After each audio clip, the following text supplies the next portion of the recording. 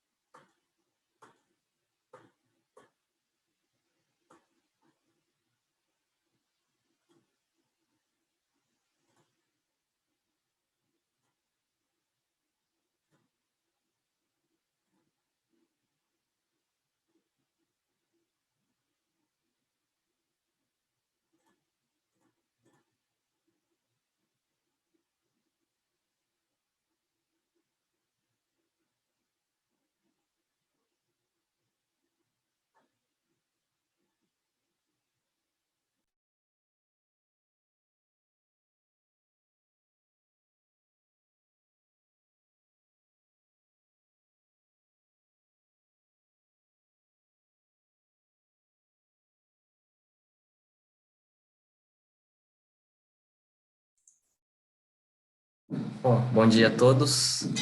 Vamos começar mais um webinar da Câmara Brasil-Alemanha. Agradecemos a presença de todos. Hoje estamos aqui com os colegas do Lefosse Advogados. Estamos com o Rafael Gomes e o Pedro Henrique Dante, que são sócios da área de energia e infraestrutura, e vão trazer conteúdo sobre a autoprodução de energia aqui no Brasil, as oportunidades, modelos e riscos. Então, eu peço que as perguntas, elas sejam feitas aqui na opção Q&A do Zoom. Elas serão direcionadas aos palestrantes depois da apresentação. Então, sem mais delongas, eu já passo a palavra ao Rafael e ao Pedro. Tenham uma boa apresentação. Obrigado, Bruno. Obrigado a todos. Espero que todos estejam com saúde. Obrigado aí pela participação. É uma honra falar sobre um tema que tão atual, que mexe com tantas dúvidas e tantas questões atuais do setor elétrico, ainda mais no momento que a gente vive. Como é que a gente planejou aqui a apresentação de hoje, para poder colocar todo mundo na mesma página, fazer uma parte introdutória, para falar um pouquinho sobre o momento do Brasil, o momento do setor elétrico brasileiro, para explicar o porquê dessa corrida pela autoprodução, por que a autoprodução hoje é esse vetor, tem essa atratividade toda, e depois a gente vai falar especificamente sobre a autoprodução. Como é que a gente vai fazer isso? A intenção é que a gente fale inicialmente sobre o porquê, quais são os benefícios da autoprodução, como ser autoprodutor, para depois nós irmos para os modelos de autoprodução. A gente entende que assim a gente consegue antecipar várias dúvidas que vão surgir. Eu acho que é mais interessante a gente entender o que esse modelo é atrativo, o que nesse modelo ele traz de benefícios e vantagens competitivas para o consumidor e para o gerador, e depois a gente começa a conversar e detalhar um pouquinho quais são os modelos, o que existe hoje de mais moderno e mais sofisticado em termos de autoprodução. Tá?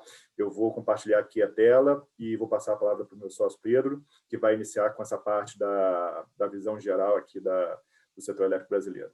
Só um segundo. Bom dia, obrigado, Rafael. É uma apresentação curta, tá? A ideia aqui a gente preparou. Lógico, o tema não é tão simples. Eu fiquei com a parte mais difícil da apresentação, que é fazer os conceitos do ACL, realmente para a gente entender como é que eu posso, né, me beneficiar dessa questão da autoprodução de energia.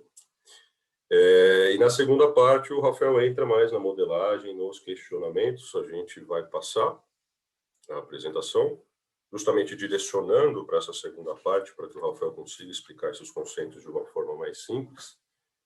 E a expectativa é que a gente pare no final, né, para responder as perguntas, mas, óbvio, a gente vai identificar aqui, se no decorrer dessa minha primeira parte tiver algum questionamento que seja essencial para entender a segunda parte da modelagem, das várias modalidades de autoprodução de energia, a gente faz um bate-papo aqui. A ideia é que vocês consigam entender essa dinâmica e aproveitem. A gente acho que fala em 30, 40 minutos e deixa a segunda parte do webinar para responder perguntas, tá bom? Vamos lá, pode passar, Rafa, fazendo um favor.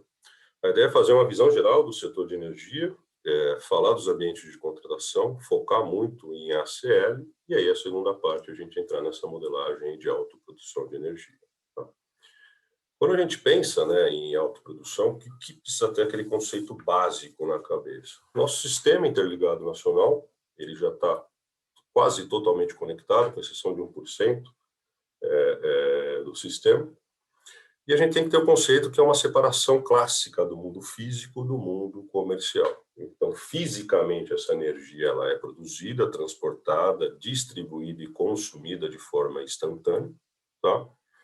E um agente que já esteja no Mercado Livre, então, quando a gente fala de autoprodução de energia, precisa dessa regra básica, né, do consumidor ou gerador já estarem no Mercado Livre. Você pode comprar essa energia de qualquer agente que esteja conectado no SIM. E aí já começa a surgir justamente a beleza da autoprodução de energia e algumas complexidades. Tá? O que a gente precisa ter na cabeça? Um consumidor que já esteja no ACL, ele pode, por exemplo, a gente está na Faria Lima, que se fosse um grande shopping center, ele continua conectado na distribuidora, mas ele pode comprar essa energia de uma comercializadora, de um gerador. Por que não esse grande consumidor de energia não investir em um ativo de geração para começar a produzir a sua própria energia? Ao utilizar essa estratégia, lógico, aqui a gente tem todos benefícios, mas no fim é uma redução brutal dos custos da energia, que é o que tem impulsionado esse sistema de autoprodução de energia. Tá? Então, o vendedor ele não é responsável pela entrega física da energia, fisicamente essa energia continua sendo entregue. O despacho é realizado pelo ONS, então tanto o consumidor quanto o gerador, a gente vai entender, entram na dinâmica do ACL, de compensação de energia, de exposições no mercado de curto prazo, uma exposição à PLD, que é o preço de referência do mercado, que evidentemente tornam as operações mais complexas do que você está conectado diretamente na distribuidora. Então são esses conceitos que a gente precisa ter na cabeça. Pode passar, fazendo favor? E justamente a gente sempre gosta de utilizar esse slide para ter isso mais na mente. Tá? Então, o mundo físico, geração, transmissão, distribuição, consumo de forma instantânea. A energia ela não é armazenada, salvo questões técnicas que estão desenvolvendo. Tá? E a gente sempre tem que ter em mente que a autoprodução de energia, a ACL, essas dinâmicas que a gente vai conversar, comercialmente essa energia vai ter uma valorização diferente. Então, esses agentes já têm que estar conectados, os geradores serão otorgados pela ANEEL, esses consumidores serão consumidor livre ou especial, já ser agente da CCE, porque aquela diferença, seja de geração, seja de consumo, ela vai ser valorada de uma forma diferente do que esteja conectado na distribuidora, precificada a um PLD. Então, essas regras, esses conceitos básicos do setor de energia, eles não mudam com a figura de autoprodução de energia. Tá? Esses conceitos têm que ter toda uma mitigação de risco para se consiga enquadrar essa dinâmica da melhor forma possível. O gerador ou consumidor a se utilizar dessa estratégia querem mais segurança, óbvio, a partir do momento que a gente fala de estruturas no ACL, essas estruturas tendem a ser mais complexas do que, propriamente dito, uma estrutura do ACR. Pode passar.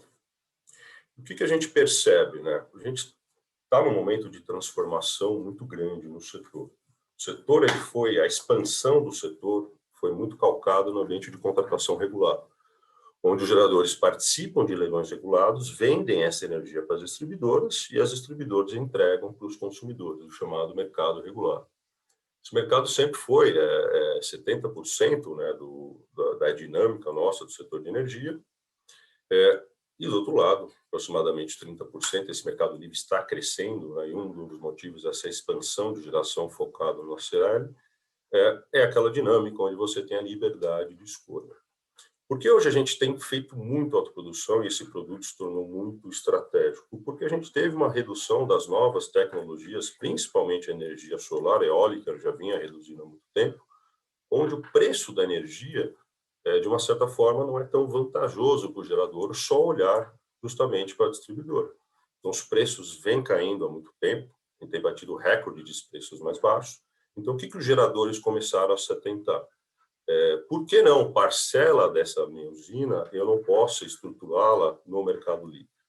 Os PPAs no Mercado Livre, nessa contratação no Mercado Livre, sempre teve, não receio propriamente dito, mas como regulado você tem uma segurança muito maior você tem garantia, se evidentemente o consumidor não paga uma fatura, a distribuidora tem o poder de suspender essa energia, o Mercado Livre ele vem expandindo, mas teve um primeiro momento de inflexão, mas aliado à questão de sustentabilidade, aliado a novas tecnologias, aliado principalmente a uma redução de preço no mercado regulado, a gente percebe aí uma expansão franca do Mercado Livre, e a autoprodução vem justamente para dar mais segurança nessas estruturas jurídicas e relacionamentos de longo prazo. É o grande diferencial dessas estruturas, que estão dando segurança para o gerador, na maioria das vezes investir no ativo, e, consequentemente, os bancos estão começando a olhar essas estruturas e estão financiando. Então, há uma financiabilidade desses projetos, o que é essencial nessa retomada da economia e nesse esgotamento aí dos bancos públicos. Tá?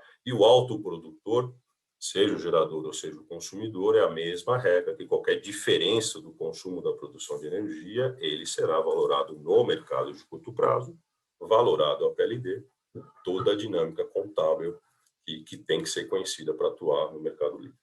Certo? Por favor, Rafa. O que a gente percebe, né? Essa expansão do Mercado Livre realmente veio para ficar. Então, você tem toda a questão de benefícios, custos e riscos no mercado de curto prazo, onde justamente surge nessa ideia do gerador vender energia diretamente para o consumidor e ter uma intermediação de uma comercializadora de energia. Então, é aquela ideia de liberdade.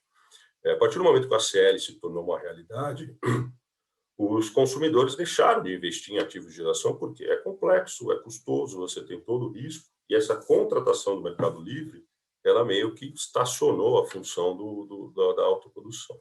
Mas, aliado a essa maior procura, maior interesse dos geradores, e principalmente, o que o Rafael vai explicar na segunda parte, a redução de custos, a procura por esse produto se tornou uma necessidade. Então, quem investe em ativo de geração, uma parceria com o gerador, a indústria, ela tem um produto, ela tem uma energia muito mais competitiva, que é o que a gente está percebendo. Tá? Pode clicar, fazendo um favor, e aí a gente vem com todos, né, uma diminuição de demanda, a gente vai perceber nos próximos slides, consumidores menores estão migrando para o ACL, e a gente percebe muita dúvida, né, dos nossos clientes, imaginando que a autoprodução é feita só para grandes consumidores de energia. Sim, os eletrointensivos, né, são os maiores exemplos, mas não necessariamente. A gente consegue modelar a estrutura jurídica para os consumidores menores, fazendo parcerias com geradores para se beneficiar desse produto. Tá? Então, a gente percebe no slide anterior um crescimento muito grande das adesões na CCE. A média de 2020 foram quase 150 adesões por mês. Então, isso é um número muito expressivo. Quando a gente olha, né, as modalidades de agentes na CCE, perceba um gerador autoprodutor de energia, apenas 77 agentes com essa sistemática. Então, percebam como o número é muito pequeno. Distribuidores, comercializadores, e percebam, né, consumidores livres especiais, total de 10 mil associados, esse número até já aumentou. Mas qual que é a mensagem que a gente quer deixar? Todo consumidor livre especial, ele é um potencial autoprodutor de energia. Então, ele pode se utilizar de uma estrutura, de uma modelagem jurídica para começar a produzir a sua própria energia e, consequentemente, ter um benefício. Tá?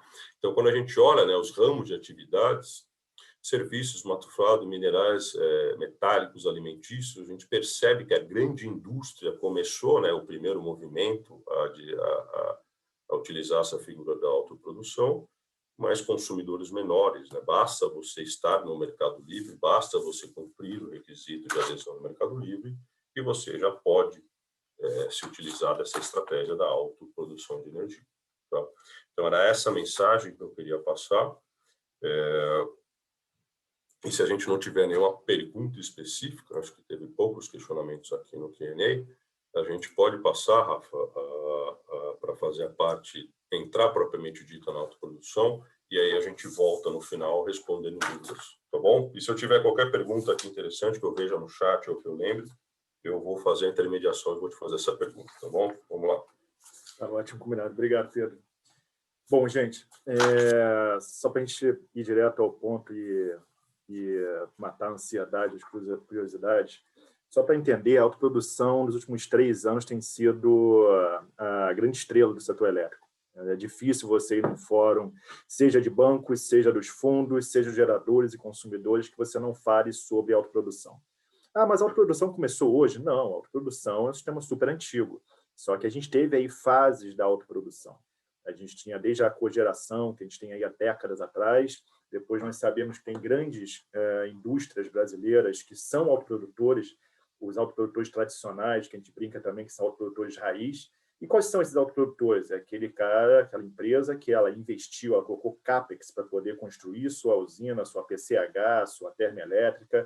Ela internalizou pessoas, internalizou inteligência para poder operar e gerir a energia proveniente dessas fontes, e são aqueles autoprodutores que têm dentro de casa e têm outorga desses empreendimentos.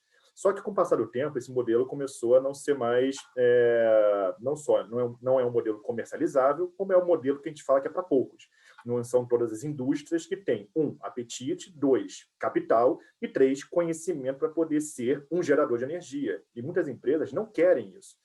Então, foram surgindo algumas modelagens ao longo do tempo, que a gente vai conversar sobre cada uma delas, para poder acomodar esses interesses. Ou seja, a gente tem hoje indústrias, shoppings, a gente tem varejo, nós temos vários ramos da economia que são empresas, seja por metas internas, seja por questões de business, ou mesmo falta de capital, que não tem condições de construir uma PCH, operar uma PCH e ter um pessoal interno que vai fazer a gestão dessa energia. Então, como é que a gente aloca esses interesses? Como é que a gente faz com que uma empresa com esse mindset, com essa característica, mas que quer ser autoprodutora, que quer investir de alguma maneira em geração, ela consiga entrar nesse mundo?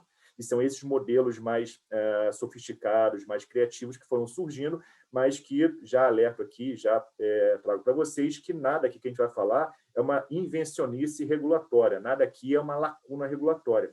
Toda a base legal e regulatória da autoprodução ela é muito bem estruturada. Você tem ali a Lei 9.074, você tem a Lei 10.848, a Lei 11.488, nós temos o Decreto 6.210, o Decreto 2003, tem a parte da regulação da ANEEL, é um pouco esparsa, mas especificamente a gente vai encontrar muita coisa trazendo o detalhamento operacional, que é essencial para essa modelagem de autoprodução, no submódulo 3.1 dos procedimentos e no caderno 21 das regras de comercialização. Então, a gente tem um arcabouço legal, regulatório, bastante robusto e completo para a gente poder trabalhar com essas modelagens sempre de uma maneira segura, que não traga riscos aí, tanto para o gerador, tanto para o consumidor.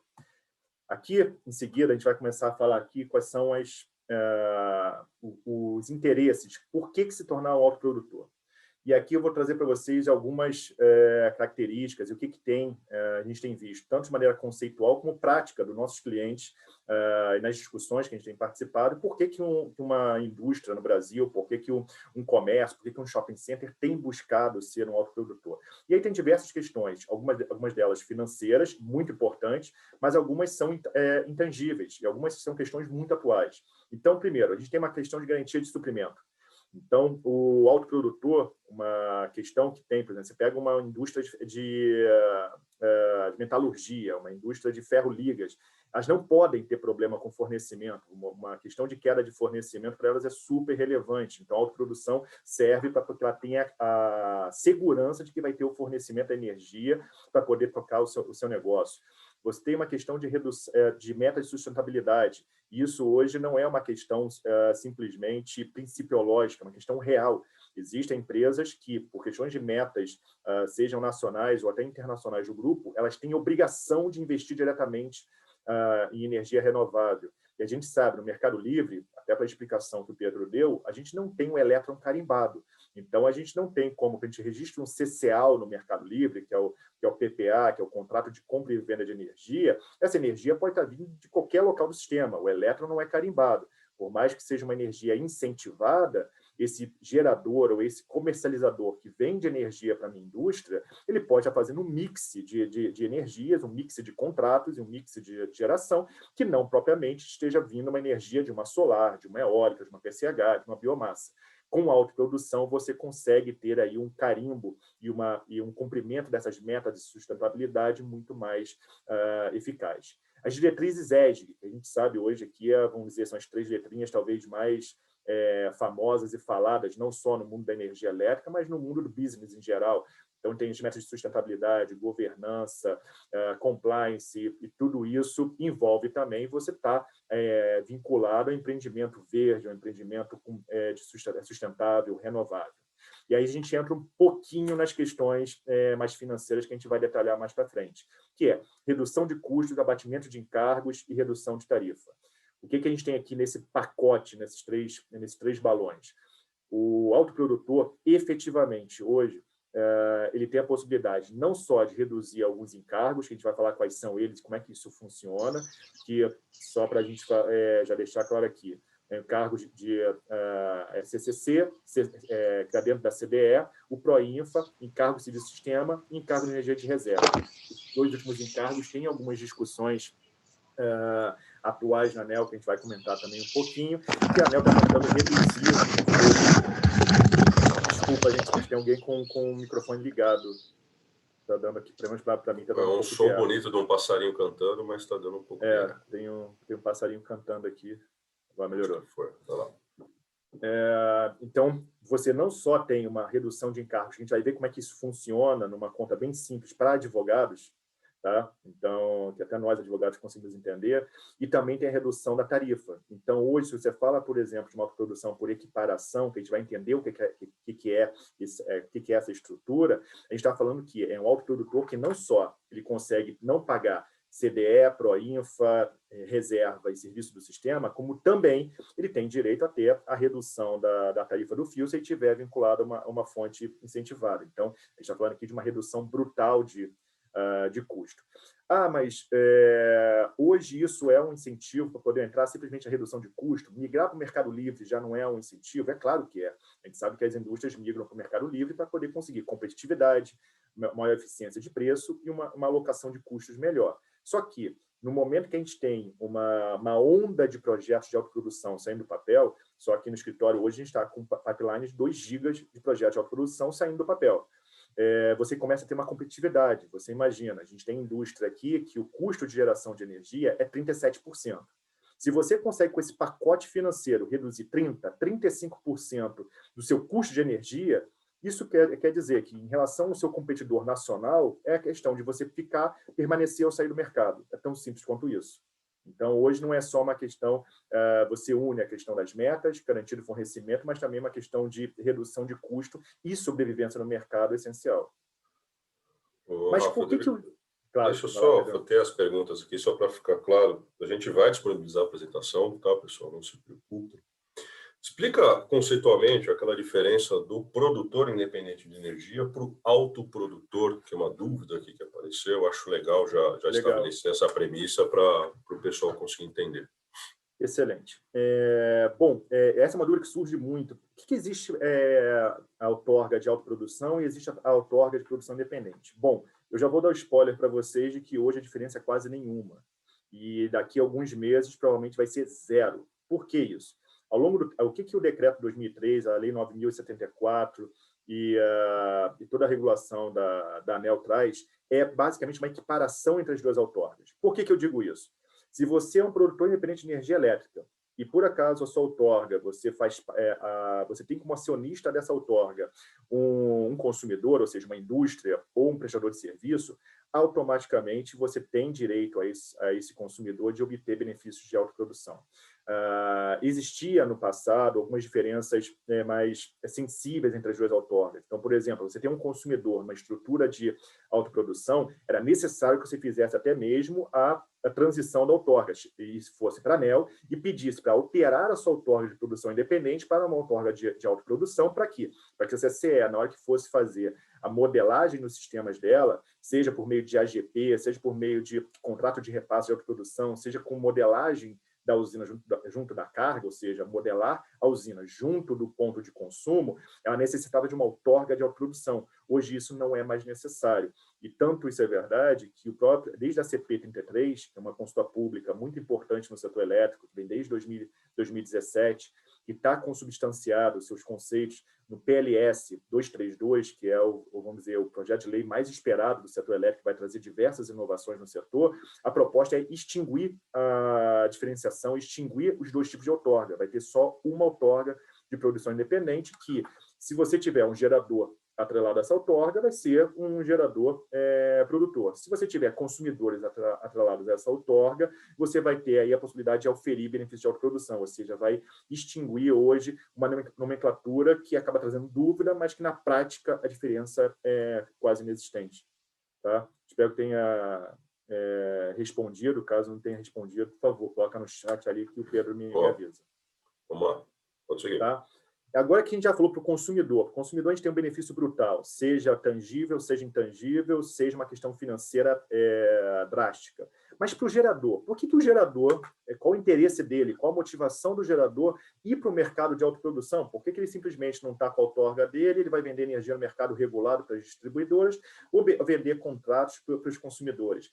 Aqui entra também algumas questões muito importantes que a gente tem que entender qual é o momento do gerador brasileiro. Em primeiro lugar, o gerador hoje, como o Pedro disse, quando ele vai para um leilão da ANEEL, a gente tem duas questões: uma competitividade brutal, que está reduzindo os preços e basicamente não está remunerando o investimento dos geradores que vendem exclusivamente seu projeto inteiramente no leilão.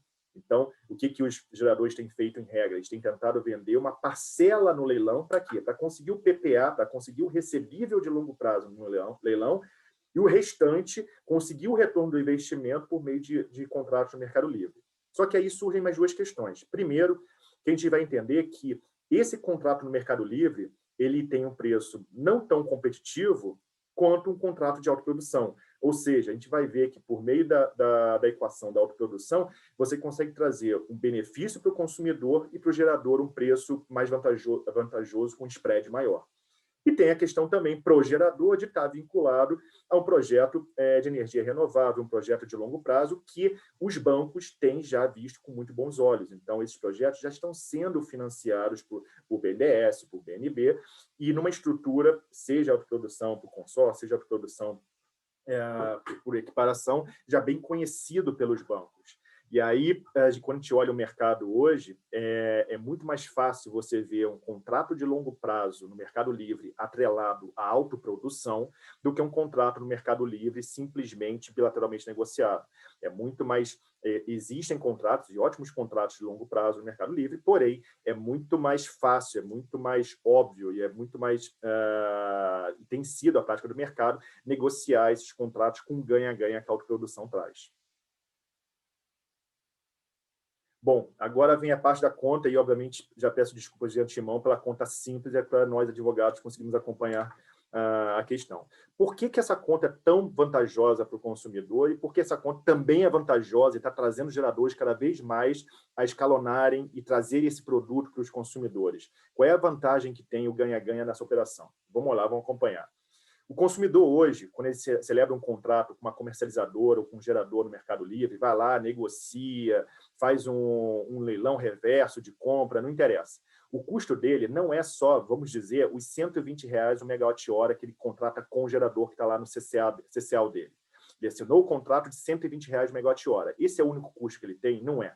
O custo que ele tem é R$120 o megawatt-hora, mais, vamos dizer, R$35 o megawatt-hora da tarifa do fio, porque, como o Pedro disse, ele continua conectado com a rede de distribuição ou com a rede de transmissão, e ele paga, aqui coloquei um número que varia muito, a gente já encontrou projetos que o consumidor reduz R$69 o megawatt-hora de encargo e outros projetos que o consumidor reduz alguma coisa em torno de R$38, R$40 o megawatt-hora. Então, a gente colocou aqui R$50 para ficar um número médio. E ele paga também desses encargos, dessa caixa de Pandora, que são os encargos no Brasil, que é CDS, CCC, Proinfa, Reserva e Serviço Sistema, ele paga mais R$50. Ou seja, o custo da energia para o consumidor no Mercado Livre seria, nesse exemplo aqui, R$205 o megawatt-hora. Mas e se ele for autoprodutor? O que acontece nessa conta?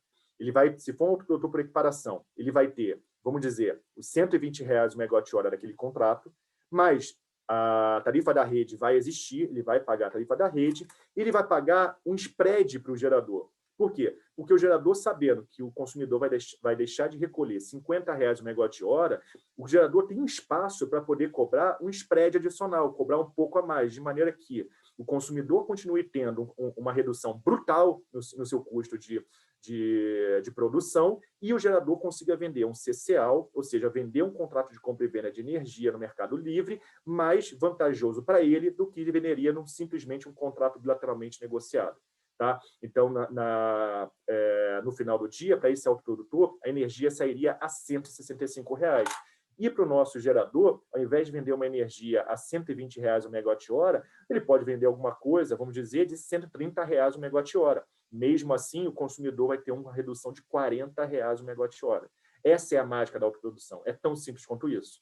Atrelado àquelas questões intangíveis que a gente falou, sobre ESG, sobre questão de sustentabilidade, metas de emissão internacionais, tudo isso, mas se a gente for olhar para o lado do aspecto financeiro, a mágica está aqui. Bom, aqui é só um conceito que está aqui no material, e a gente vai disponibilizar essa apresentação para vocês, tá? Qual é o conceito aí do autoprodutor? É a pessoa física ou jurídica, as empresas reunidas em consórcio que se estabelecem para poder produzir energia para o seu próprio consumo. Tá? E aí surge algumas questõezinhas interessantes. Esse consumidor deve ser agente ACCE? Sim, ele deve ser um agente ACCE. Quando a gente fala de autoprodução, e ao contrário da geração distribuída, depois, quando a gente for falar de consórcio, o Pedro vai fazer aqui uma distinção bem interessante. A gente está falando aqui de agentes outorgados e no mercado livre. Então, o autoprodutor, obrigatoriamente, atrelado à usina, seja por meio de uma autoprodução tradicional, seja autoprodução por arrendamento, seja autoprodução por equiparação, que a gente vai entender quais são esses modelos, ele tem que estar no mercado livre. A possibilidade de venda de montante, do excedente de montante, sim.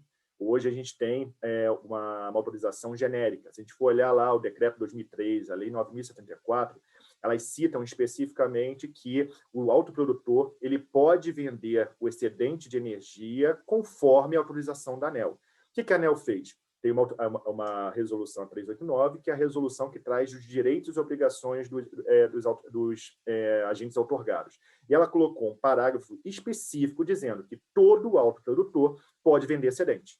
Ou seja, estou firmando um contrato de autoprodução com o gerador e esse projeto é de 10 megas. Eventualmente, eu reduzi minha produção, seja por quebra de máquina, seja por questões de mercado, seja por Covid, e tenho consumido apenas 8 megas. Eu posso vender os dois? Sim. Já existe uma autorização genérica da ANEEL para que todo autoprodutor possa vender. Isso traz muito mais liquidez para o mercado de autoprodução e traz uma segurança maior para o autoprodutor, que não precisa, no momento específico, eventualmente, ter que pedir uma autorização para vender o excedente. Então, essa pergunta surge bastante e esse é um não problema que tem hoje no mercado de autoprodução. Aos benefícios de autoprodução contra o excedente? Não. Isso é outra coisa que é bastante questionada. Poxa, eu comprei 10 megas num projeto de autoprodução. Eu tenho esses 10 megas alocados para a minha indústria. Quando eu repassar, eventualmente, 2 megas de excedente para uma outra indústria, eu repasso o benefício de autoprodução? Não, você não repassa. Você pode repassar benefício do fio, redução de tarifa de fio? Sim, você pode repassar. Você vai poder negociar o preço da energia bilateralmente? Você pode, mas o benefício de autoprodução é atrelado àquele consumidor que estiver numa estrutura, seja arrendamento, seja tradicional, seja equiparação. Vamos partir agora para a gente falar um pouquinho sobre cada uma Só deixa eu fazer um paralelo, está chegando perguntas aqui. E os requisitos de demanda contratada são os requisitos justamente para você virar um consumidor livre ou especial, tá? Como falei lá no começo e o Rafa detalhou. Então, esse é o requisito para você virar um consumidor. Um autoprodutor, necessariamente, ele precisa estar no mercado livre, certo? Então, esses requisitos de demanda não são requisitos do autoprodutor propriamente dito, são requisitos para você virar um consumidor livre ou especial. Aí sim, você estando no ACL, você pode, evidentemente, obter esses benefícios. Só essa questão de extinção de outorga, né, os requisitos para você ser um outorgado, basicamente esses geradores, né, eles emitem outorga de produção independente, e aí no momento que o consumidor ingressa na estrutura, que é o que o Rafael vai falar, esse consumidor, com a mesma outorga de produtor independente, ele vira um autoprodutor. Então, só fazer esse paralelo, que surgiu 2 dúvidas aqui, e vamos lá, vamos entrar nas modelagens. Não, excelente. Eu acho que para a gente fechar esse ponto, essa dúvida é super importante, tem uma outra dúvida atrelada a essa, que sempre surge, que é em relação à outorga. Porque se a gente olha de maneira literal a Lei 9.074, o Decreto 2003, eles sempre falam de agentes outorgados para a autoprodução. Aí uma pergunta que surge mas espera aí, mas a própria Lei 9.074 e a 9.648 trazem de que, por exemplo, uma eólica e uma solar menor do que 5 megas não tem outorga. É o conhecido detentor de registro. Você vai para a ANEEL, tem um procedimento muito mais simples e você só detém um registro daquela geração. Esse detentor de registro pode ser objeto de uma autoprodução? Pode. Esse é o entendimento, e aí esse ponto é um ponto que não está na resolução, é um ponto que não está, vamos dizer assim, expresso, mas a gente tem diversos casos e precedentes já consolidados na ANEEL, que a ANEEL aceita isso, tem notas técnicas, pareceres da Procuradoria que reforçam esse ponto, então hoje também é um ponto que não tem trazido maiores discussões.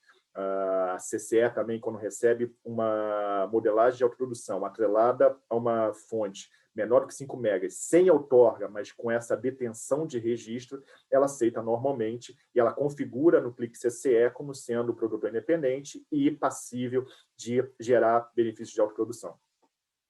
Então, fechado esse ponto, vamos partir então para as modelagens mais conhecidas. É o que a gente brinca. Hoje, aqui no escritório, a gente tem mais de uma dezena, bem mais de uma dezena de projetos de autoprodução tramitando em paralelo. Nenhum deles é igual ao outro, a gente tem diversas peculiaridades. A gente, principalmente na autoprodução por equiparação, a gente brinca muito, que é o projeto Lego. Dá para brincar e é uma modelagem bem flexível, obviamente, dentro da legalidade, dentro da segurança jurídica que a gente espera de um projeto grande e de grande prazo como esses, mas a gente tem aí modelos estándares que são, vamos dizer assim, os mais óbvios que a gente vai dividir com vocês. O primeiro projeto é um projeto que, vamos dizer, é o menos comercializável, é que a gente vai passar mais rápido, que é a autoprodução tradicional, que a gente brinca que é a autoprodução raiz. Qual é? Essas são aquelas grandes indústrias no Brasil que investiram pesado em geração, tem parques hidráulicos, tem termoelétricas, tem até mesmo usinas eólicas atreladas. Esse consumidor, ele investe o CAPEX, ele tem pessoal interno, ele é o outorgado. Quais são os contratos que tem em relação a isso? Ele vai firmar o EPC, ele vai firmar o OIM, ele, consumidor, vai firmar o financiamento, vai cuidar da bancabilidade do projeto. Então, esse modelo é um modelo que existe, não é um modelo mais adotado hoje, são poucos consumidores e poucas indústrias no Brasil que têm, como eu disse, apetite para esse risco, tem capital e tem tecnologia e conhecimento interno para poder investir nesse tipo de projeto. Mas é um projeto importante para a gente saber que existe, mas não é, vamos dizer, aquele que seja mais comercializável. Não é esse projeto que os geradores têm oferecido aos seus clientes, não é esse projeto que os consumidores têm buscado com geradores hoje em dia. Só para a gente poder graficamente entender, além do desenho, é basicamente um consumidor, ele é 100% dono de uma SPE que tem uma outorga de uma usina.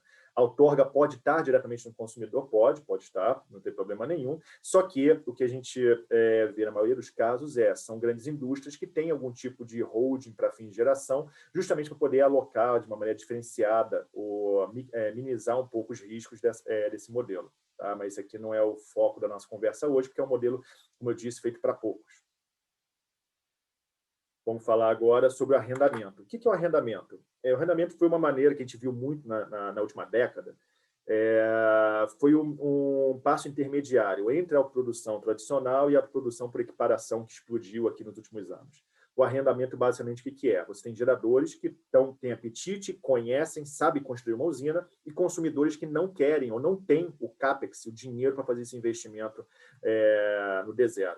Qual foi a conjunção de interesses que acabou trazendo vários projetos de autoprodução como esses para a realidade do nosso setor elétrico? Geradores que constroem uma usina, fazem um contrato de arrendamento para o consumidor, e o consumidor paga por esse arrendamento, dando o retorno do investimento do gerador, e em troca, o que ele faz? Ele pega esse contrato de arrendamento, ele pega essa usina, vai na ANEEL, consegue a outorga para ele, e vai ser um autoprodutor. Ou seja, com esse contrato de arrendamento, basicamente, ele se aproxima da figura da autoprodução tradicional. Quais são as peculiaridades aqui? Primeiramente, os contratos. Quem contrata o EPC, e nesse caso aqui, é o gerador, que ele que vai construir a usina. Quem contrata o OIM, em regra, vai ser o consumidor. Por que o consumidor? Porque ele que é o detentor, ele que vai ter a posse direta dessa usina por meio do contrato de arrendamento. Ele vai pagar esse arrendamento. Essa figura do arrendamento é uma figura que a gente toma bastante cuidado, porque a gente sabe que no passado, infelizmente, essa estrutura começou a ser um pouco esticada demais. A gente sabe que algumas empresas começaram a firmar contratos de arrendamento em reais por megawatt-hora. O que significa isso? Basicamente, é praticamente um contrato de compra e venda de energia vestido ou maquiado de contrato de arrendamento. Óbvio que essa não é a intenção da lei, óbvio que isso não é o objeto de uma autoprodução, e você tem um autoprodutor não recolhendo diversos encargos por meio de um contrato que não é bem um arrendamento, que pode ser eventualmente questionado pelo regulador. Então, para fazer o arrendamento, a gente tem uma série de cuidados que são relevantes. É um contrato de arrendamento com preço fixo, é uma alocação de riscos para o consumidor que realmente dê para ele a detenção do ativo e responsabilidades inerentes ao dono, se forem incluídas cláusulas de performance, que elas sejam incluídas no contrato de OIN ou em contratos acessórios, mas que não desvirtuem que o grande pagamento seja no arrendamento. Então, tem alguns cuidados muito importantes em relação ao arrendamento que a gente tem que analisar. E, Rafa, sendo mais, até uma pergunta que surge muito também nos projetos, né? Tem uma dinâmica, principalmente para a geração distribuída, que o gerador fica responsável por conectar na distribuidora, fazer todo o trâmite. Aqui, o mercado, a prática, né, que o próprio gerador vai solicitar a sua outorga em nome do consumidor. Mas justamente onde está o risco, né? Comenta mais essa questão de aquele cenário de retomada da outorga, que eu acho que é o grande ponto aqui de discussão dessa modelagem, que causa um pouco de insegurança quando a gente discute e apresenta essa modelagem para os nossos clientes. Não, excelente.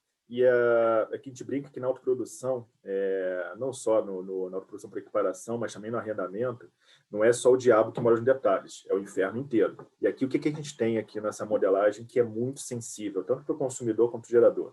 É exatamente esse ponto que o Pedro bem lembrou. Você tem uma questão de que quem construiu a usina e quem é o proprietário da usina é um gerador, que fez o investimento e espera ser remunerado. O consumidor ele faz arrendamento basicamente para conseguir oferir benefícios de autoprodução. Até aí não tem problema nenhum. Só que acontece, como todo projeto, você pode ter uma crise no contrato. Como toda contratação de longo prazo, você pode ter uma divergência, uma resolução contratual. E aí surgem dois problemas. Primeiro, essa divergência pode surgir do fato de que o consumidor ele vai estar na posse de uma usina que não é ele que opera. Provavelmente esse OIM ele vai contratar ou com o próprio gerador ou vai contratar com alguém de confiança do gerador, porque o gerador que fez o investimento ele não vai querer que eu, consumidor, contrate o Zé das Couves da esquina para poder fazer a operação desse ativo, porque simplesmente o operador pode destruir meu empreendimento. O operador pode simplesmente operar mal e fazer manutenções preventivas e corretivas equivocadas que venham a desvalorizar ou a danificar a minha usina.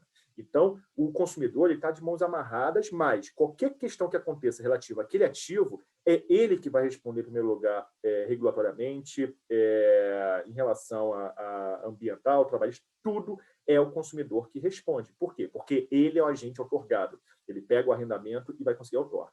Mas o gerador está numa posição muito confortável no arrendamento? Não.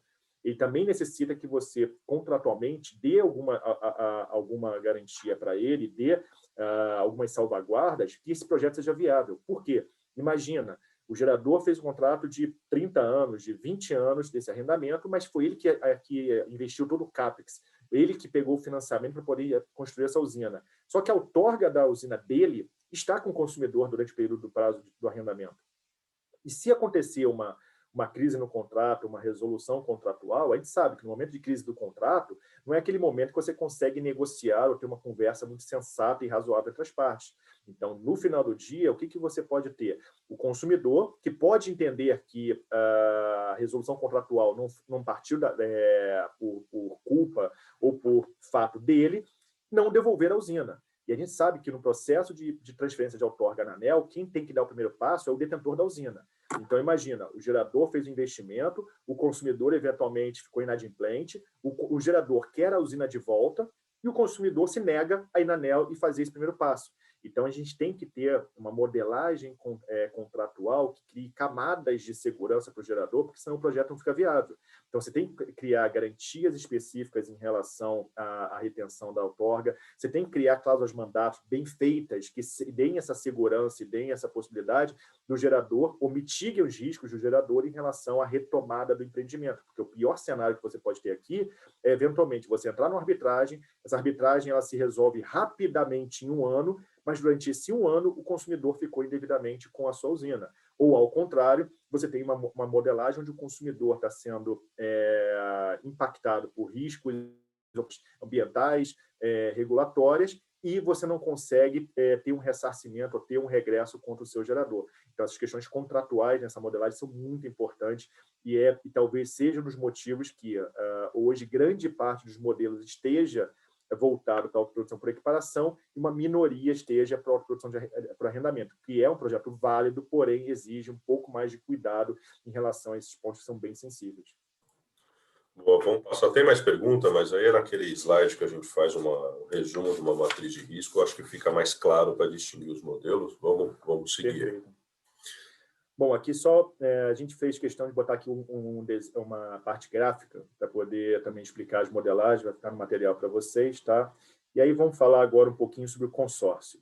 Consórcio, basicamente, o que a gente tem nele é uma união de interesses ou de capital para realizar uma determinada atividade. No âmbito do setor elétrico, a gente tem consórcios aí tradicionais e bem antigos, de décadas atrás, como Estreito, Itá, Machadinho, Defesa e tantos outros.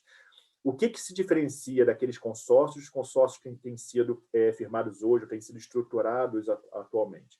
Basicamente, é que naqueles consórcios, em regra, você teve grandes empresas que realmente, cada uma delas colocou o CAPEX no investimento, construíram aquele grande empreendimento e hoje, obviamente, por serem consorciadas, eles vão oferir os benefícios de autoprodução. Então, geralmente, você tem ali dentro da estrutura do consórcio alguns consumidores, ou alguns geradores que vão construir aquele empreendimento e vão, ao longo do período, usufruir. Como é que você usufrui da energia do consórcio? O consórcio tem uma peculiaridade que é bem interessante. Pela modelagem que ela é feita na CCE, e isso é uma coisa muito importante, todas as modelagens de autoprodução, é importante você entender como as coisas acontecem na CCE. É importante você entender o que é um PGDA, o que é um AGT, que são questões que a gente não vai entrar aqui tão detalhadamente, mas até para quem não conhece a gente aqui, eu tive durante quase 10 anos à frente do jurídico regulatório da CCE, o Pedro também, a gente trabalhou junto na CCE, e isso nos deu esse background de entender como essas modelagens acontecem e tem muita coisa, muito risco que você consegue mitigar entendendo como é que isso acontece. A gente vai falar depois sobre alguns exemplos específicos.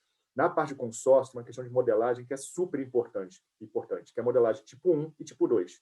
Então, basicamente, quando você tem um consórcio de geração com autoprodução, você pode modelar a usina junto com a carga, ou você pode modelar a usina embaixo de um gerador e você fazer contratos de repasse. O que muda em relação a isso? Alocação de risco. Então, a CCE tem 2 maneiras de fazer essa modelagem. Se vocês forem procurar na ANEEL hoje, uma outorga de consórcio, ela é diferente de todas as outras. É a única outorga que traz percentuais.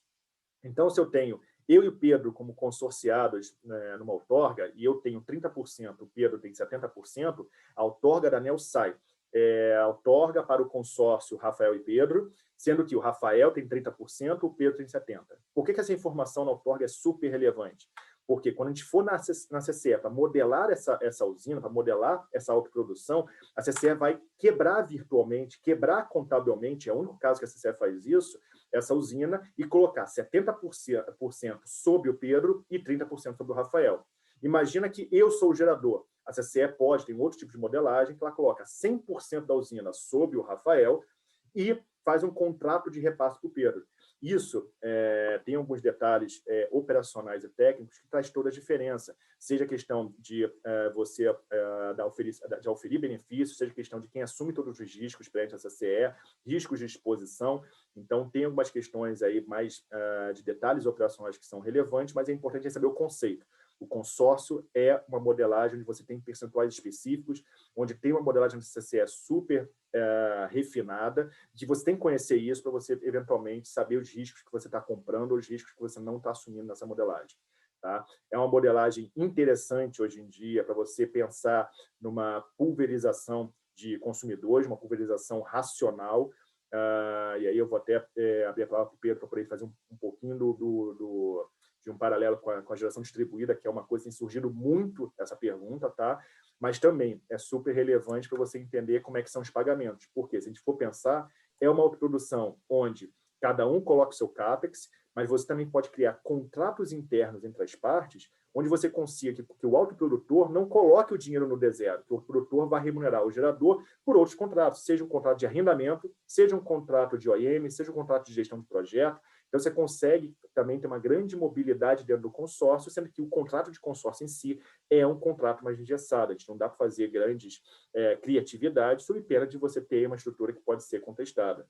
Eu acho legal, Pedro, você fazer essa diferenciação do consórcio GD, porque é uma dúvida que tem surgido e nos preocupado bastante. E qual que é o ponto, né? Na nossa experiência, de fato, a gente tem percebido que o mercado tem procurado essa modelagem de consórcio, principalmente para consumidores menores, dado, né, uma experiência de sucesso dessas modelagens de geração distribuída, mas aqui é bem diferente, tá, gente? Como o Rafael falou, quando eu falo de um consórcio para autoprodução na série, eu estou falando de projetos outorgados, então a ANEEL outorga esses consumidores numa divisão de porcentagem. Quando a gente tem a modelagem de geração distribuída, por imposição regulatória da Resolução 482, você constitui um consórcio, então, basicamente, esse gerador é o líder do consórcio, e os consorciados, os consumidores, eles entram nesse consórcio com uma flexibilidade muito mais simples, assinando um mero termo de associação, onde o gerador só comunica à distribuidora que esse consorciado tem uma cota parte agora dessa energia, e um registro na junta comercial. Então, é uma modelagem muito mais simples, muito mais dinâmica, e esse varejo da geração distribuída, seja por consórcio para pessoas jurídicas ou por cooperativas para pessoas físicas, de fato, é uma modelagem que a gente tem trabalhado muito e tem se expandido, mas ela é muito mais flexível, muito mais simples. Então, tem que tomar um pouco mais de cautela quando a gente for pensar em estruturar consórcios no ACL para autoprodução. Precisa ser uma modelagem mais justa, consumidor, não tão pulverizada, porque justamente aqui a gente está falando de projetos outorgados, onde tem que ter esse racional que o Rafael falou, de investimento, participação, que não é muito, né, a necessidade para a geração distribuída. Bom, agora já partindo aqui para, vamos dizer, a estrela do momento da autoprodução, que é a autoprodução por equiparação, a gente vai falar sobre ela e depois trazer para vocês aqui um quadrinho comparativo, depois de abrir para as perguntas, para poder a gente ter tempo aqui de debater um pouco com vocês. Bom, o que a autoprodução por equiparação ela traz aqui de questões inovadoras? Muita gente acha que a autoprodução por equiparação nasceu há 2, 3 anos atrás, quando começaram a explodir, principalmente um caso que a gente teve envolvido, que foi um caso pioneiro, que foi o da Vale, que é o caso dos ventos. Não, a autoprodução existe, é o artigo 26 da Lei 11.488, ela existe desde 2007. Ela é proveniente de uma medida provisória. Uma medida provisória depois inseriu mais 2 parágrafos nesse mesmo artigo, trazendo uma possibilidade ainda maior de flexibilidade por meio de uma participação societária na holding, não diretamente na SPE. Eu vou explicar o que é isso por meio de um gráfico para vocês. Mas o que essa lei veio a trazer foi um pleito do mercado, um pleito dos consumidores, justamente no sentido de trazer o consumidor com a cabeça como um vetor de expansão na geração do país.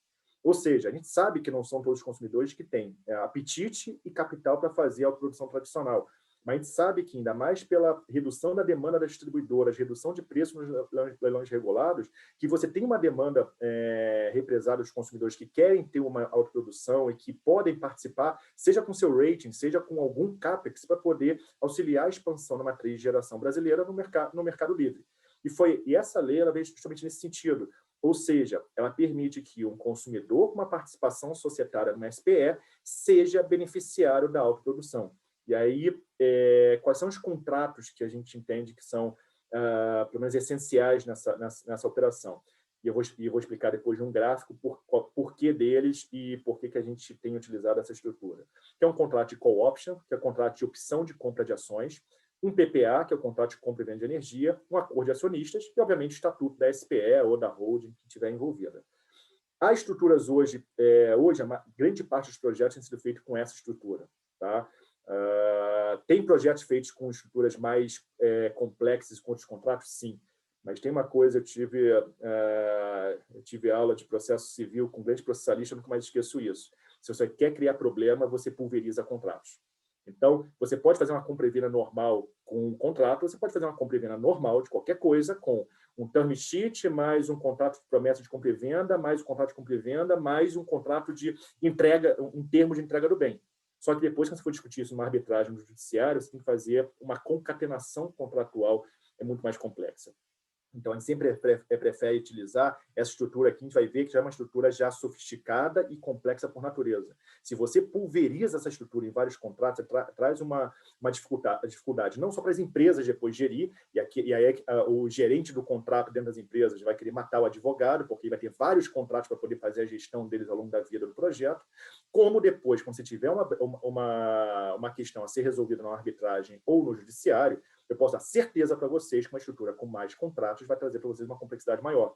Você vai ter que explicar para o juiz não só o que é autoprodução, o que é megawatt-hora, o que é ressarcimento, o que é AGT, o que é PGDA, você tem que concatenar diversos contratos para poder fazer ele entender. Essa estrutura aqui ela já é complexa por natureza, então por isso que a gente tem batido muito na tecla de que você tem que colocar todas as salvaguardas e todas as cláusulas necessárias, não que a gente vai ter menos salvaguardas de uma estrutura com menos contratos. Você tem as mesmas salvaguardas, mas uma estrutura mais enxuta, que é mais simples de qualquer terceiro depois interpretar e poder dar a melhor solução para o caso.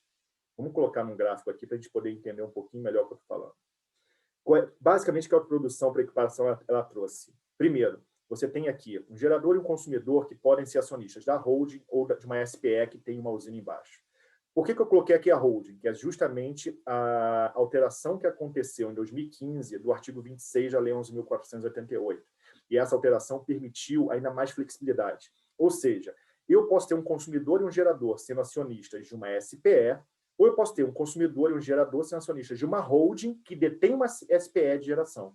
Por que isso é importante? A gente sabe que, seja por questão de lucro presumido ou outras questões, muitas vezes um gerador tem parques divididos em diversas SPEs. Então, imagina um consumidor que tem um consumo de 90 megas e tem um gerador que tem 3 parques de 30 megas.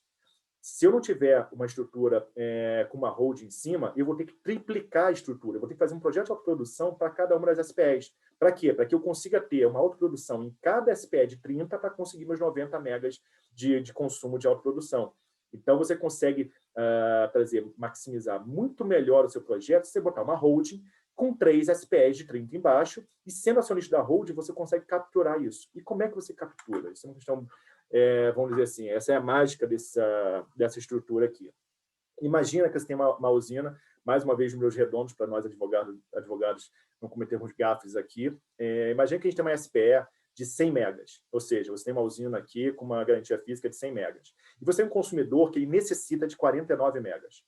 Ah, mas, Rafael, tem que ser 49 megas? Tem que ser até 50? Não, esse consumidor ele pode precisar de 80 megas, pode precisar de 90 megas. Aqui o exemplo é meramente ilustrativo. O que a gente tem que fazer para esse consumidor que quer receber a autoprodução por 49 megas para que ele consiga se beneficiar disso? Basicamente, a gente vai ter aqui uma estrutura societária entre ele e o gerador, na qual ele compre 49% das ações com direito a voto.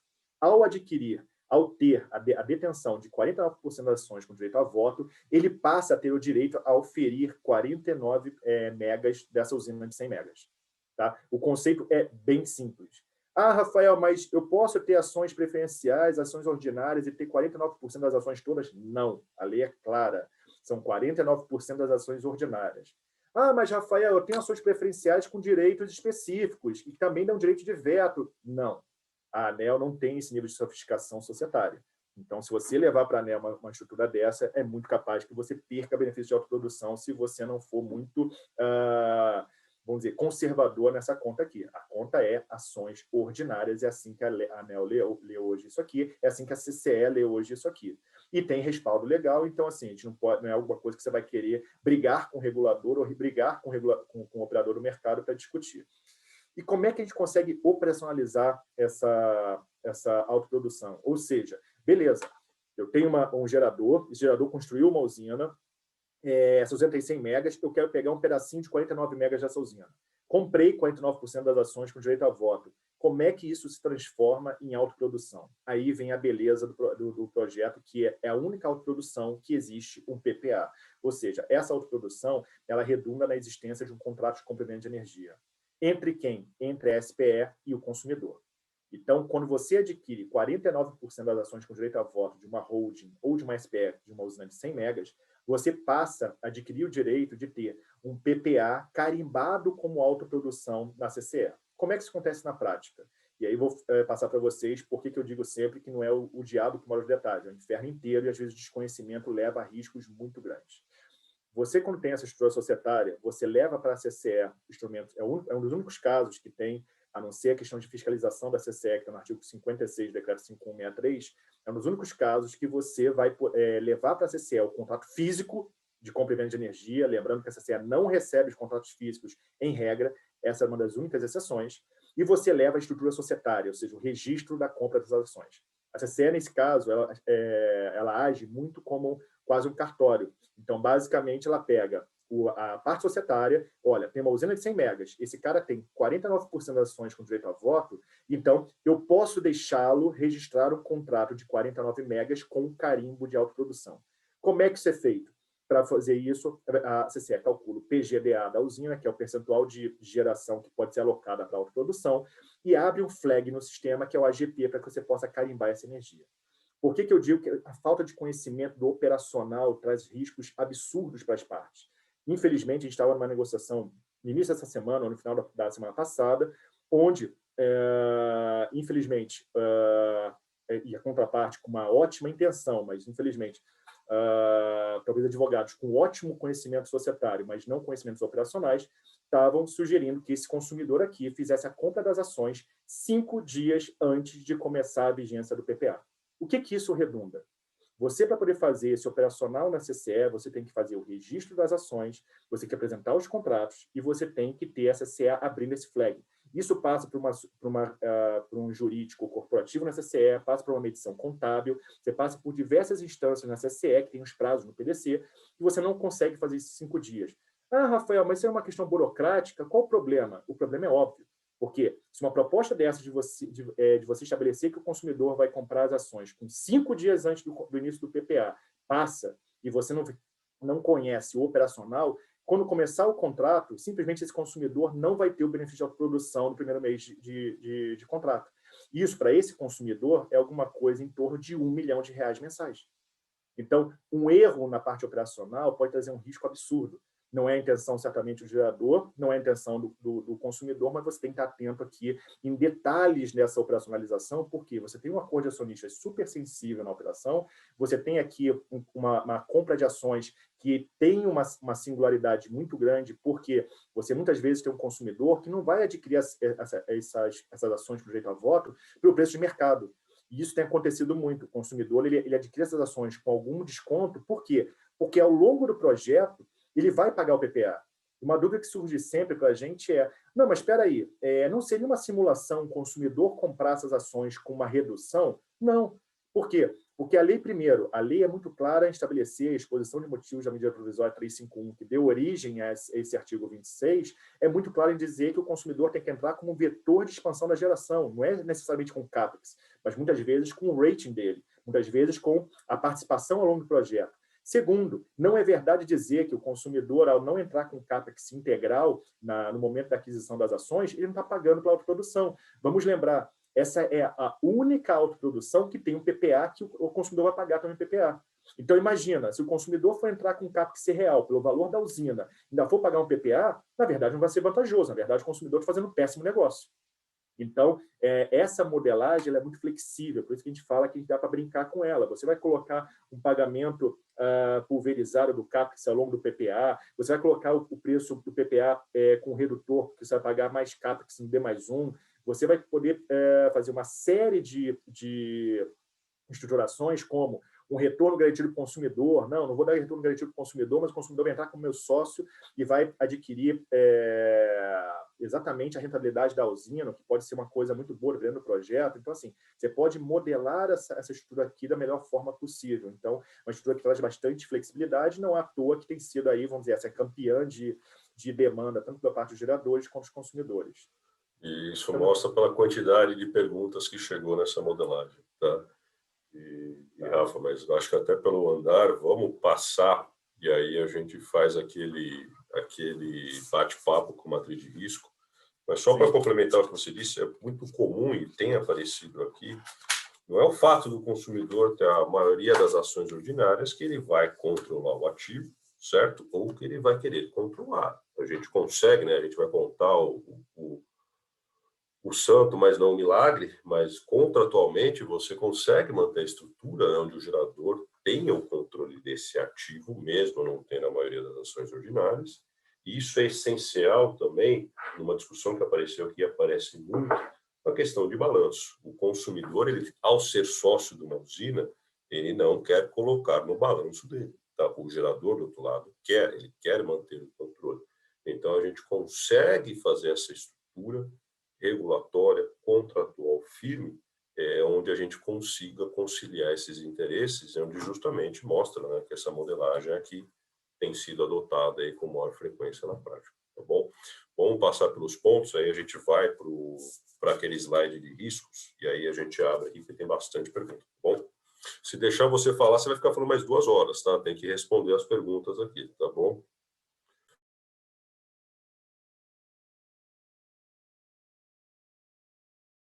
Acho que você está no mute ainda, vê que você está no mute. Começa a falar de novo que você está no mute.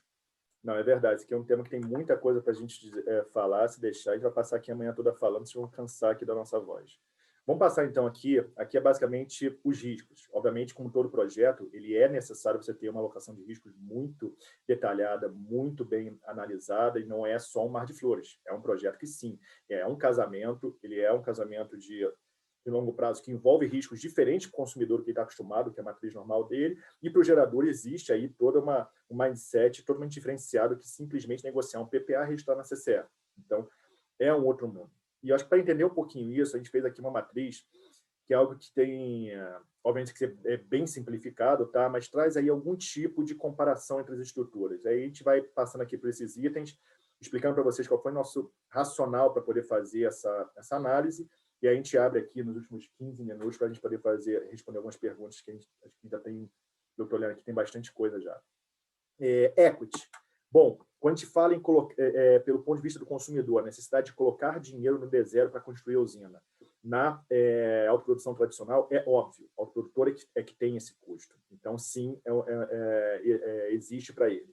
No arrendamento, não. No arrendamento, quem vai construir a usina é o gerador e o consumidor vai ter o custo de pagar o arrendamento ao longo da vida útil aí do contrato. No consórcio, a gente colocou sim ou não, por quê? Porque isso é negocial. Você tem consórcios que a gente tem conhecimento, que a gente já participou, que a gente auxiliou, onde o consumidor entra com uma parte do equity e vai de mãos dadas com o seu consorciado para construir a usina, operar a usina, e ele participa exatamente tanto na parte da operacional como na parte de levantamento da estrutura.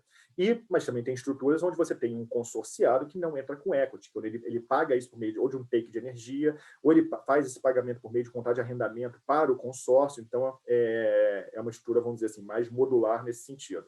A equiparação também é sim ou não. Então, quando a gente fala aqui de equity, eu estou falando aqui do equity total, tá? Algum equity o consumidor vai ter que entrar na estrutura de equiparação, até porque não pode comprar por zero as ações. Então, agora a questão tem consumidores que entram, eles vão comprar 70% das ações com direito a voto porque eles querem, numa usina de 100 megas, adquirir 70 megas. Eles vão comprar exatamente pelo preço e vai ter o consumidor, vai ter a estrutura mais arrojada, uma estrutura mais sofisticada, onde o consumidor vai pagar um valor menor por essas ações e depois vai pagar o PPA com um preço mais competitivo ao longo da vida útil. Então, isso aqui também algo que é totalmente, não é totalmente, mas é bastante flexível nessa estrutura.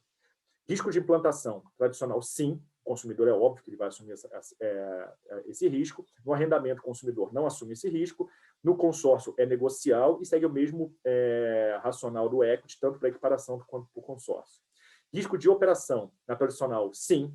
Mais uma vez, o consumidor é o outorgado, o consumidor é o gerador. No arrendamento, sim, porque no contrato de arrendamento você vai passar a posse para o consumidor, mesmo que você tenha um contrato por fora estabelecendo algum tipo de transferência de risco, algum tipo de ressarcimento do gerador, mas quem responde, quem vai receber o TN da ANEEL vai ser o consumidor, quem receber o auto de infração do órgão ambiental vai ser o consumidor, então o risco operacional é dele.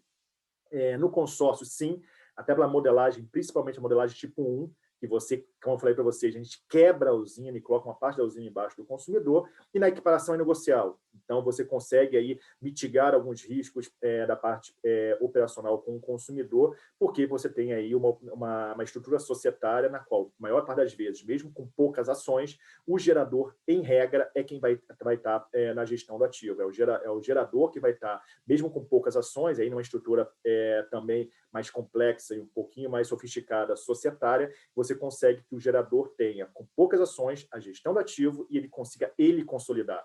A gente tem que lembrar sempre que é um problema para o consumidor, não digo um problema, mas uma preocupação do consumidor, consolidar no seu balanço um ativo de geração.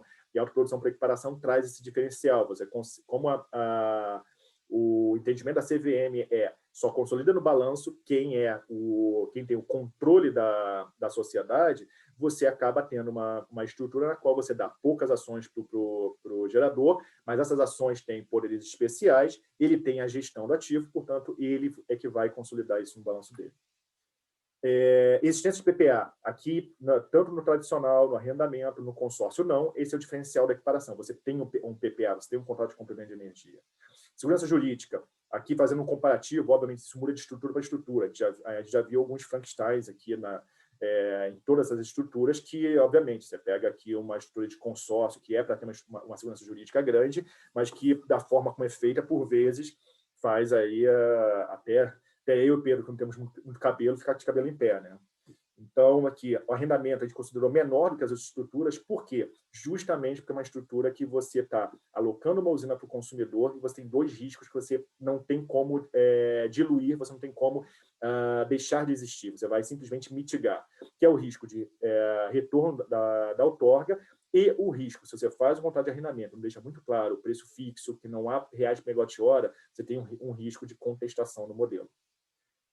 Demais riscos, na tradicional, sim, o consumidor vai assumir tudo. No arrendamento, o consumidor vai assumir, ele pode até repassar isso por meio de ressarcimento, algum tipo de contrato específico. No consórcio e na equiparação negocial. Risco de retomada da usina. Não existe isso na tradicional, é óbvio, a usina gera o consumidor. No arrendamento é um risco alto, esse é o principal risco para o gerador.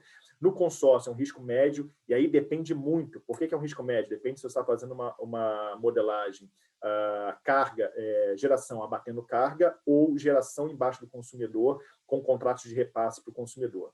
E na equiparação esse risco não existe. Por quê? Porque a usina está embaixo da SPE. Então, imagina que eu sou o gerador, o Pedro é o consumidor.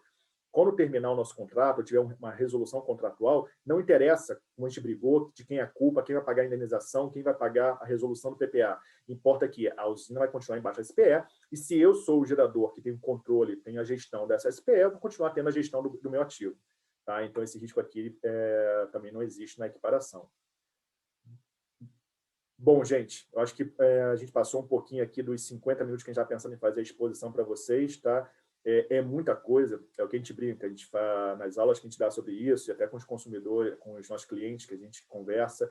Essa conversa aqui, às vezes, dura aqui uma tarde inteira, uma manhã inteira. Eu tentou dar uma visão geral para vocês, tá? Estou vendo aqui, não abri as perguntas, mas vi que tem bastante perguntas, então acho que a gente vai pincelar algumas aqui para a gente conseguir responder até às 11h30. Pedro, não sei se pincelou alguma, estou abrindo aqui. Vamos lá, não, sim, só algumas ressalvas. Tem perguntas de questões de licenciamento ambiental, não é nossa expertise, mas aqui não muda muito da dinâmica do setor. Tá? Questões tributárias também a gente não aborda, mas, enfim, o tributário ele é determinante em tudo, mas nessas estruturas, cada característica é que vai ter o pagamento de ICMS ou não, a depender da estrutura. Então, essa análise tem que ser feita muito caso a caso. tá? Só para justificar aqui que a gente não vai abordar todos os temas, até porque, evidentemente, esses temas têm que ter um domínio específico sobre isso, tá bom? Deu muita pergunta nessa questão... Vi aqui uma do Daniel Godoy, ele botou aqui, a respeito da estruturação da SPE, em qual resolução, lei, procedimento de comercialização está previsto, peraí, aqui entrou outra pergunta, previsto a previsão de que a energia produzida pela usina explorada pelo SPE pode ser alocada ao acionista da proporção das ações com direito a voto, ou essa exigência não está mais em vigor? Não, Daniel, boa pergunta. Isso aqui está em vigor. Isso aqui não só está no artigo 26 da Lei 11.488, como está especificamente no caderno de regras caderno 21 de regras de comercialização. E mais especificamente na parte do caderno de regras que traz a detalhamento algébrico da modelagem da usina modelada longe da carga. Porque na autoprodução por equiparação, obrigatoriamente, como tem um PPA, como tem um contrato, você vai modelar a usina no local, um agente e o consumidor no outro. Então, nessa parte do caderno de regras, que você vai encontrar o detalhamento que está previsto expressamente nos parágrafos do artigo 26 da Lei 11.488. Comenta, até a pergunta do Alexandre aqui, se o controle é transferido para o gerador, mesmo tendo menor quantidade de ações ordinárias, não estaria contra o objetivo da ANEEL quando determinou que o benefício da autoprodução fosse relacionado com as ações ON com direito a voto? A gente percebe, né, Rafa, muita insegurança societária nesse tipo de estrutura, mas, enfim, é o que a gente tem segurança e feito aqui, que é essa estrutura de ON-PN, a gente tem que seguir o que a norma determina, os limites, mas, evidentemente, que a gente tem uma flexibilidade aqui. Tá? Exato. Então, comenta essa questão. Ótima. Só para detalhar um pouquinho mais, eu acho que isso aqui é uma coisa que tem surgido bastante. Não foi isso que a lei disse. Acho que a gente tem que entender a lei não só pelo aspecto literal, mas também sistemático, lógico, e pela exposição de motivos de porque que ela surgiu essa autoprodução. Quando você fala com ação de direito a voto, é porque você traz responsabilidade do acionista. Então, a gente já viu estruturas que a gente não concorda, na qual o consumidor entra basicamente sem equity, entra dando procuração de votos para o gerador e com todas as obrigações mitigadas. Então, assim, isso é uma estrutura que, por mais que a ANEEL não tenha atribuição de analisar a estrutura societária, é algo que a gente entende que estica demais a corda e que não está realmente de acordo com o espírito da lei.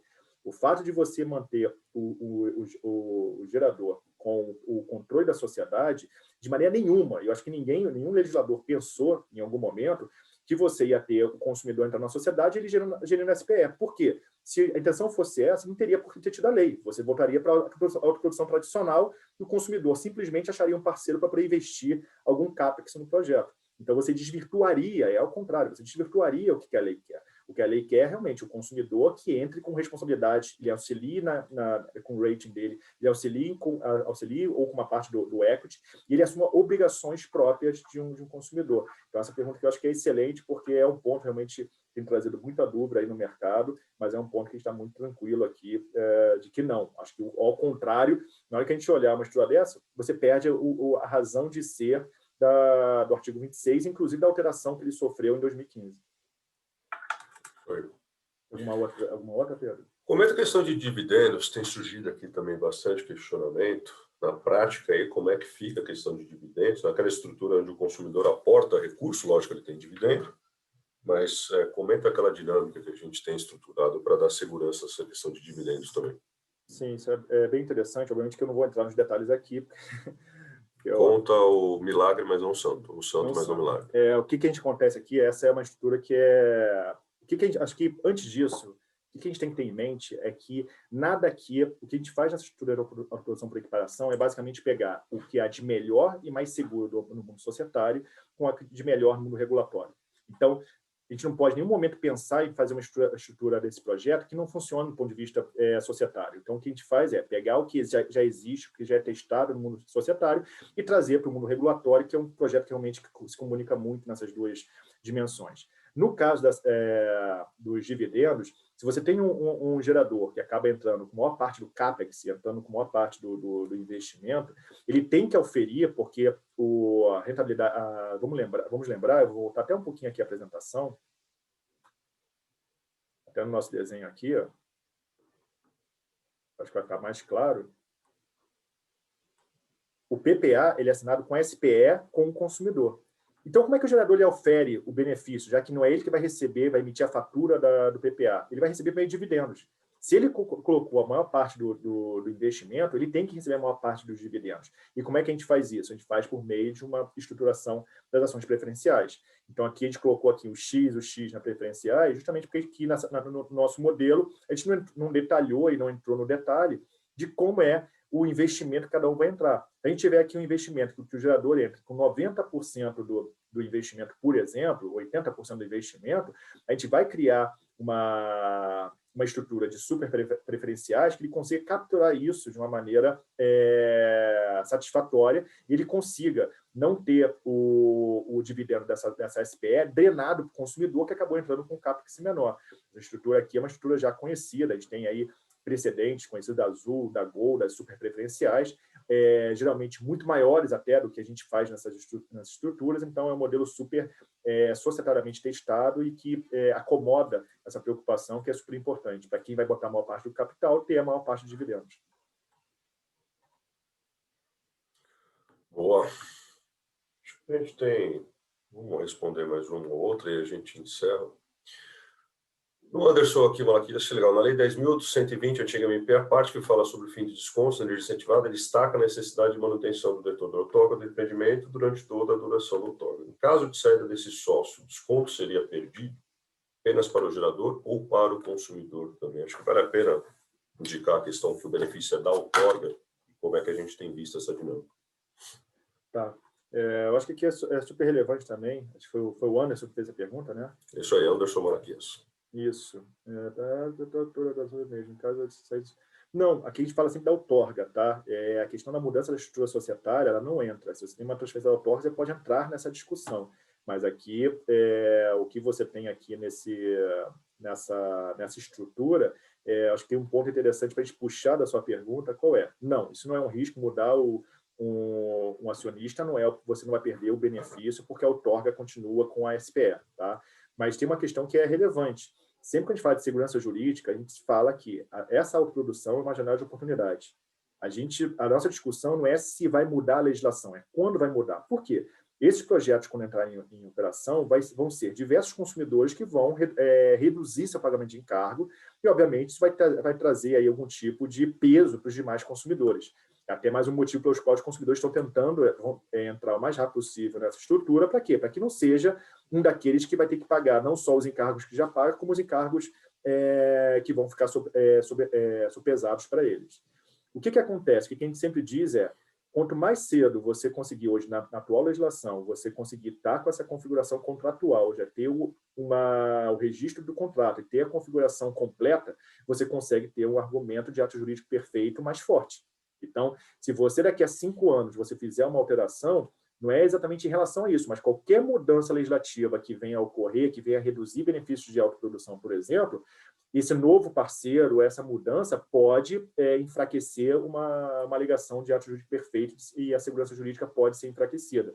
Então, é um ponto importante, mas para fins especificamente da 14.120, a gente não vê como um grande problema. Tá? Boa. Alguns questionamentos pontuais, mas sendo bem honesto, acho que com a matriz, e deu para perceber, né, Rafa, não tem projeto perfeito, não tem estrutura perfeita.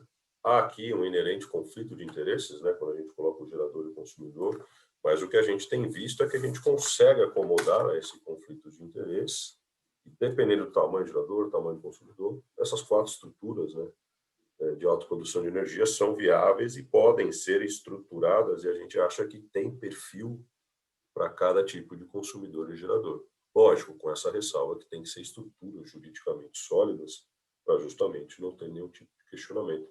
Acho que vale a pena aí você fazer a conclusão do webinar e enfim, que a gente fica à disposição. Só fazer aqui talvez um ajuste. Não é que não exista estrutura perfeita. Eu acho que é o que a gente disse, é uma estrutura modular. Então, uma coisa que é bem desafiadora e bem interessante, que nos deixa aqui bem apaixonados pelo tema, todos os projetos que a gente está cuidando hoje, e é bem mais do que uma dezena, todos eles têm peculiaridades muito interessantes, não são simples mudanças periféricas. Então, o que acontece o que atende um consumidor não atende necessariamente o outro. Um consumidor tem um apetite para risco e quer colocar CAPEX. O outro consumidor ele quer entrar na estrutura com chapéu de investidor também, então ele prefere não receber, eventualmente, os dividendos e a rentabilidade sensacional esperada por uma determinada SPE, ele prefere sair com um retorno garantido. Tem aquele consumidor que aceita incorrer em algum risco de operação, ou seja, ele aceita por uma questão ou por modelagem de preço ou porque por confiança no seu parceiro, aceita algum tipo de risco em relação a atraso na operação comercial, lembrando que tudo isso é regulatório, contratual, mas no final do dia, anualmente, a CCE vai olhar exatamente quanto foi gerado de energia, quanto foi consumido, e é com base nisso que a CCE vai fazer eventual concatenação anual para fins de aferimento dos encargos. Então, não é só colocar uma usina de pé, não é só registrar um PPA sendo um AGP, não é só fazer uma estrutura societária super bonita e que funcione. Você tem que ter uma usina que gere, porque senão o consumidor não vai oferir benefícios de autoprodução. Então, fazer uma análise técnica desse investimento é super relevante. Então, o que a gente tem é realmente olhar, cada consumidor que a gente diz tem um tipo de necessidade. Na maior parte das vezes, a gente está pelo gerador. Os geradores têm feito produtos pensando nessa gama de interesses, ou seja, eles têm tentado ser o mais flexíveis possíveis para atender as peculiaridades. E é um modelo que, como a gente disse aqui, que vai ter uma janela de oportunidade muito específica. A gente não tem dúvida que esses projetos hoje estão sendo bancabilizados por meio de autoprodução, eles vão entrar em operação daqui a 2, 3 anos, e quando eles entrarem, vai acontecer algum tipo de, obviamente, sobrepeso dos encargos para quem não tem autoprodução. E aí, naturalmente, vai ser fechada a janela, e por mais que a gente tenha várias críticas à ANEEL, a gente tenha, obviamente, sempre de maneira muito delicada, de maneira muito responsável e respeitosa, a gente litiga com a ANEEL quase sempre. Nesse ponto, a gente tem que tirar o chapéu de que a ANEEL tem sido um exemplo em relação a respeito a contratos. Então, a gente tem bastante segurança de que a estrutura estando de pé e esses projetos já estando em funcionamento, não vai ter nada que vá impactar. E aí, só para fechar, o grande exemplo que a gente tem é uma tentativa da ANEEL agora, por mais que a tentativa, para mim, tecnicamente seja muito frágil, que é retirar o encargo de energia de reserva, encargos de sistema da matriz de encargos do autoprodutor. Ela fez isso por meio da CP 42, que abriu uma terceira fase agora. A gente vê que, mesmo nessa tentativa, que a ANEEL já tirou um pouquinho o pé, que a ANEEL já recuou um pouco, ela deixou claro que seria para novas outorgas, então jamais impactar a outorga já vigente. Então, essa segurança jurídica nos leva a crer que os projetos são seguros, a gente tem precedentes muito bons, a própria ANEEL vem defendendo isso, e isso traz um argumento adicional em qualquer eventual litígio, mas é alguma coisa que a gente tem que fazer, quem quiser, quem tiver interesse, o quanto antes, porque essa janela vai fechar. Tá? Hoje a nossa parte é isso, mais uma vez aí agradecer a todos que estiveram presentes. Eu vi aqui que o momento passou de 220 participantes. Agradeço de novo aí pelo convite da Câmara Alemã. Não sei se o Pedro tem alguma coisa aí para complementar. Não, isso, mas você foi preciso. Acho que é normal o recado final, né, que existam dúvidas, questionamentos, mas o que a gente tem percebido que a gente consegue acomodar essas questões. As estruturas são sólidas, como o Rafael falou.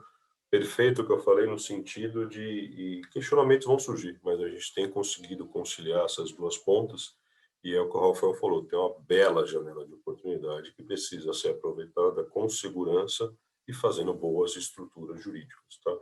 Agradecer, Bruno. Vai lá, Bruno, Francisco. E aí o pessoal está com dúvida de apresentação, onde vai disponibilizar, acho que vale a pena aí você. Exatamente. Tá bom? Primeiro, eu queria agradecer você, Pedro, e o Rafael, pela excelente apresentação e discussão, né? Tanto que gerou aqui inúmeras perguntas que a gente não consegue, infelizmente, responder a todas. Mas a apresentação será disponibilizada por e-mail a todos os participantes. E já queria agradecer também a presença de todos. Como o Pedro já comentou aqui, tivemos mais de 200 participantes ao vivo aqui, então acredito que foi um excelente webinar, com uma ótima discussão, e também depois pode ser continuada essa discussão diretamente com o Pedro e o Rafael, junto ao escritório Lefosse Advogados. Então, mais uma vez, em nome da Câmara, agradeço a presença de todos e aos palestrantes, e tenham todos um bom dia. Até mais. Um abraço. Bom dia a todos. Bom dia a todos. Tchau, tchau.